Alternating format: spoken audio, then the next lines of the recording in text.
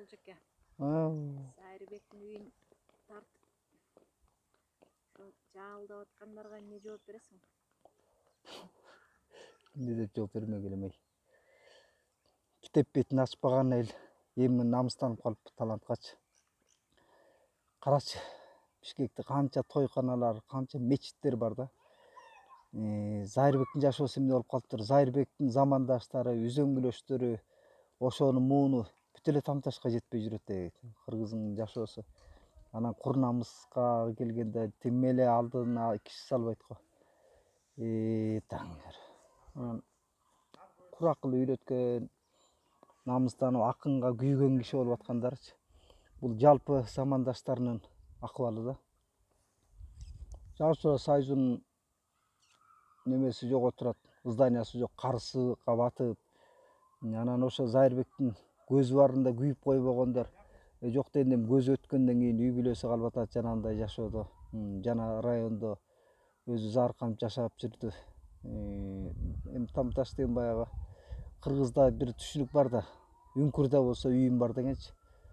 Бирок ошондой үйү бар экенине да каныйет деп коюп, эл намыстаныш керек эле да. Мына адабияттын көрүнүктүү өкүлү, эң балбылжанган Зайырбектин жашоосу азыр канча жаштар жүрөт Тамташка жетпей зар болуп. Анан ошол намыстанып аткандар китеп бетин ачкан болсо, Зайырбектикиндей таланттардын китеби эмне үчүн 5000 тираждап чыкпайт, эмне үчүн 10 000 тираждап чыкпайт? Илимге, билимге басым койбогон эл караңгылык, түркөйлүк менен жаалдана берген, тиги мени күнөөлөгөнгө алганда мен терикпейм дагы, мен чым эткене мындай чымчыгандай да эмес да булчу. Тек гана ошо айтылбай турган сөз эле да.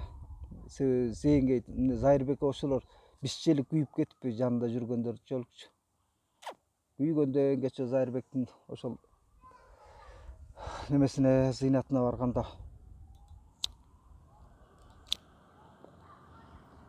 көрүп айтпай койгонго болбойт да булчу.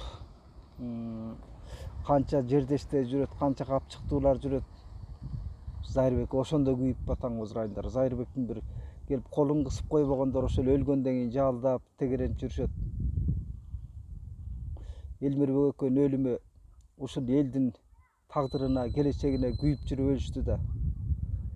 Жүрөктөрү өрттөнүп, жанчылып жүрүп күйдү.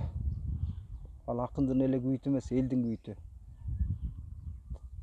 Акындын баалаган, талантын баалаган элдин жашоосу ушундай болот беле. Бул аң сезимдүүлүк менен карагандын ордуна мындай сынчыл көз караш менен ар жагындагы тагдырды карабайт.